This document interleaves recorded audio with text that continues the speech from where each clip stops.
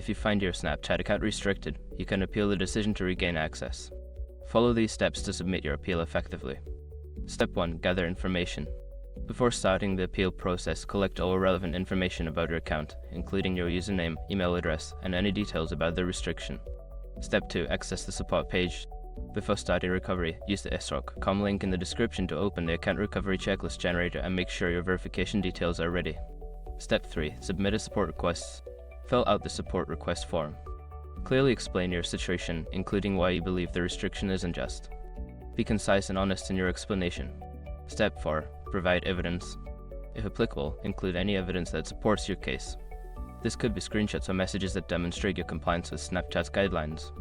Step 5. Wait for a response. After submitting your appeal, be patient and wait for Snapchat's response.